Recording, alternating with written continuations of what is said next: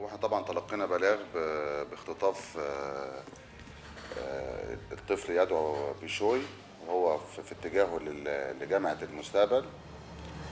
وجات لنا معلومات ان العيال دي حققوا اتصال تليفوني مع اهلية المخطوف، وبالفعل تم عمل عدة أكمنة وتم توسيع زائد الضباط من ضباط فرع البحث الجنائي وضباط مصلحة الأمن العام، وتم عمل عدة مأموريات، منها مأمورية تم ضبط فيها المحرض الرئيسي وهو جرجس اللي كان بيعمل تحت رئاسة والدة المخطوف، وتم ضبطه وبتطوير المناقشة معاه تبين إن كان بصحبته عدد من الأفراد بيكونوا بينهم وبين بعض تشكيل عصابي لخطف الأولاد والأطفال من منطقة العبور.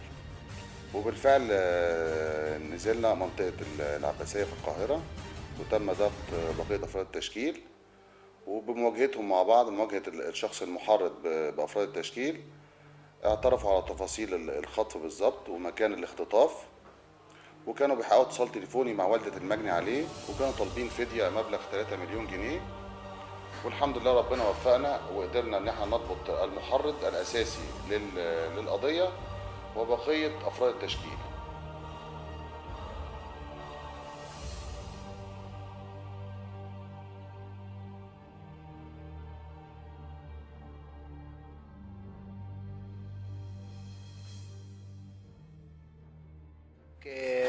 يوم الأربع صباحا، يوم الساعة 9 المدام عندي وصلت بشوي لحد كلية المستقبل، نزلته لحد ما دخل عند أول حرم الجامعة، وبعد دقايق معدودة بالظبط جت عربية حضرتك على حسب ما سألنا فيرنا حضرتك فيها 2 نزلوا منها غير السواق، أخدوا الولد زقوه ورموه في العربية.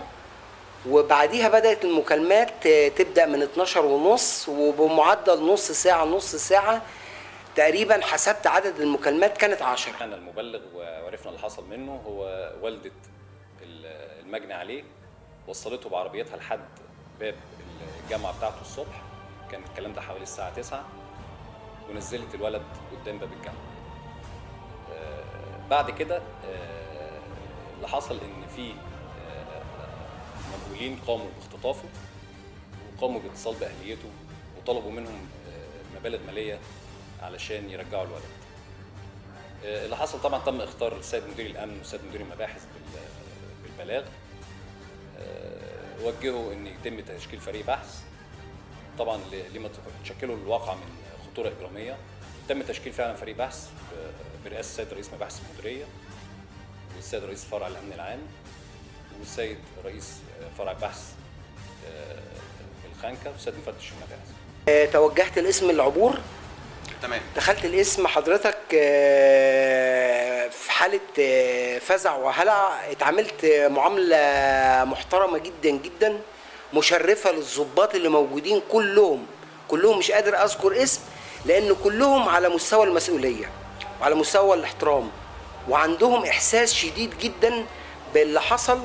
فيعني قعدوا طلبوا مني اعمل محضر ويحكوا لي ايه، وطلبوا سالوني بقى ايه اللي حصل وكده. هو بداوا يهدوني وطمنوني، قالوا لي ما تقلقش ابنك ان شاء الله هيرجع، احنا كلنا هنقوم بتحرياتنا وهنعمل كل اللي نقدر عليه، وتاكد ان ابنك هيرجع. وفعلا حصل حضرتك ان يوم الخميس حضرتك الاسم اتصل بيا واختارني وجيت استلمت ابني سليم وبدون دفع الفديه اللي هي 3 مليون حضرتك. بعد كده ابتدينا نفحص الناس القريبين في محيط معارف الأسرة، فحصناهم كلهم وحصرناهم. تبين لينا من خلال الفحص ده ان في احد الاشخاص بيشتغل في نفس الشركة بتاعت الام. الولد ده سمعته مش طيبة، وكان طبعا يعرف المجني عليه شخصيا، وكان بيتردد ساعات على المنزل بتاعهم، عارف خط سير الولد بيروح امتى وبيجي امتى للجامعه بتاعته. لما اشتبهنا فيه طبعا تاكدنا من خلال التحريات ان هو وراء ارتكاب الواقع، وعرفنا كمان ان هو استعان ب6 متهمين تشكيل عصابي، عاملين تشكيل عصابي كده، في بعضهم سبق ضبطه في قضايا. طبعا قانوننا اجراءاتنا، وتمكنا الحمد لله في خلال 24 ساعه من ضبط التشكيل كله. طبعا ضبطنا الاول المتهم الرئيسي المحرض، وتمكنا من مناقشته طبعا، وارشدنا عن بقيه المتهمين. تم ضبط المتهمين كلهم طبعا. واجهناهم بالمعلومات اللي عندنا والتحريات. حكوا لنا طبعا القصه حصلت ازاي، وازاي يعني بداوا جريمتهم وانهوها.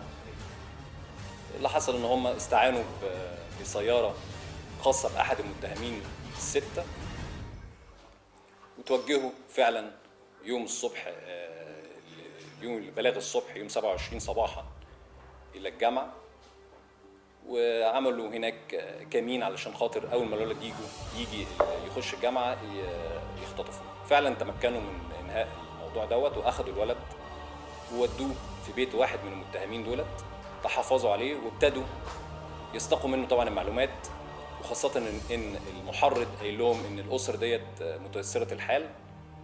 ابتدوا يتكلموا مع اهليه المجني عليه وطلبوا مبالغ كبيره. الحمد لله النهارده، وبقول لحضرتك بعد 24 ساعه بالظبط قدرنا نمسك الافراد التشكيل كلها. الحمد لله جبنا الولد وحررناه طبعا. لكن كان عندي احساس شديد جدا من المعامله الاولانيه لجميع ضباط الاسم وجميع المجندين وجميع العساكر، كل القائمين في قلب اسم العبور من ضباط لمجند لكله، ان هم كلهم بيتحركوا في قضيه. وانا يعني مش قادر اقول لحضرتك، يعني المعامله كلها محترمه، كلها محترمه وكلها مشرفه، وجميع الضباط حضرتك كانت بتحاول تهدي من روعي، واكدت لي برجوع ابني، وحصل فعلا. وحكيم وواحد اسمه ابراهيم حسن كانوا متفقين مع بعضيهم ان هم في واحده صاحبه شغاله في مصنع في العبور، وعايزين ياخدوا ابنها ويطلبوا عليه فلوس. تمام. كلموني وبتاع، وقالوا لي جرجس ابو حكيم دوت، وفي واحد اسمه جرجس تاني من المنيا تبعهم برضه، تبع جرجس ابو حكيم دوت، ودخلونا انا وعاطف واندوا في الحوار. كل الناس اللي انت بتقول عليه دي اصحابك؟ اصحابي تمام. لا اصحابي، انا صاحبي عاطف واحمد انداوي. طب وهم خدوك في الموضوع ليه يعني، او كان دورك ايه في موضوع الخطف؟ سوق العربيه. سوق العربيه اللي هتخطفوا فيها بشوي. تمام. تمام. وقالوا في واحد اسمه بيتر تاني، بس بيتر ده مسافر امريكا مش موجود. ده جرجس ابو حكيم هو اللي مرتب كل حاجه، وهو اللي كان قايل الميعاد ان هي تنزل الساعه كام وتاجز يوم الاحد، ما تروحش الشغل يوم الاحد كمان.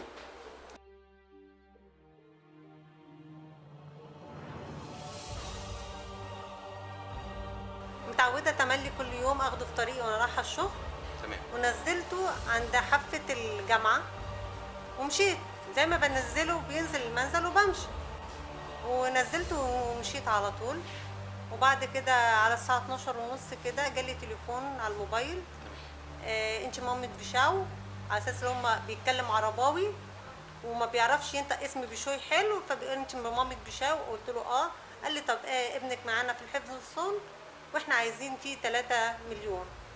قلت له عايز فيه كام؟ قال لي 3 مليون. قلت له انت بتهزر ولا بتتكلم جد؟ ابني معاك؟ قال لي اه ابنك معايا، وقفل على طول، ما ادانيش فرصه حتى بصراحه اتكلم. تمام. بس فاتصلت بوالده وجينا على طول على اسم العبور هنا عشان نعمل محضر. بصراحه اول ما دخلنا كنا منهارين جدا، كل استقبلنا استقبال يعني بكل قلب مفتوح لكل حاجه. بصراحه اتحملوا مننا كل عصبيه وكل نرفزه وكل اي حاجه، وكانوا فاتحين صدرهم بصراحه وما اتضايقوش، وكانوا كانوا لنا احنا مستحملينكم ومقدرين ظروفكم، ورغم كده احنا كنا تعبانين ومنهارين جدا. وقاموا معانا بصراحه باحلى شغل، ولاجل الامانه يعني بشوي ما كملش 24 ساعه وبشوي جه. كنت متكتف طبعا في اوضه كده مرميه جوه، وفجاه لقيت الباب بيتكسر وصوت طلقه نار، وامسك ارفع ايدك، وراحوا ماسكين الموجودين وداخلين بقى لقيت قوات خاصه كده، احجام كده ما شاء الله عليهم يعني. بس وراحوا فكني، ويعني حسيت ان انا اخوهم، مش واحد اللي هم بيجيبوه يعني وخلاص وشغله خلص. لا كنت حاسس ان اخوهم يعني، حتى اما نزلت لقيت يعني 4 بوكسات وعربيه ملاكي تبع الشرطه.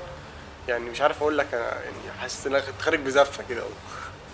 الصراحه يعني اسم العبور هنا الناس يعني حسيت ان هم يعني الظباط بيعملوني يعني انه اخواتي، مش هم ظباط وانا واحد انقذوه خلاص اتفضل امشي. لا يعني حسيت ان هم اخواتي، يعني هم حتى خايفين عليا، بيقولوا لي خلي بالك من كذا وما تعملش كده واعمل كده هم يعني خلي بالك من نفسك، وهم خايفين عليا بجد. يعني اخواتي الخاصه الصراحه يعني مش قادر ما اقولهمش يعني، بس هم دخلتهم هي يعني ادتني الروح، عارف ما فيش روح وفي روح بس. نشكر حضرتك والحمد لله على سلامتك. شكرا.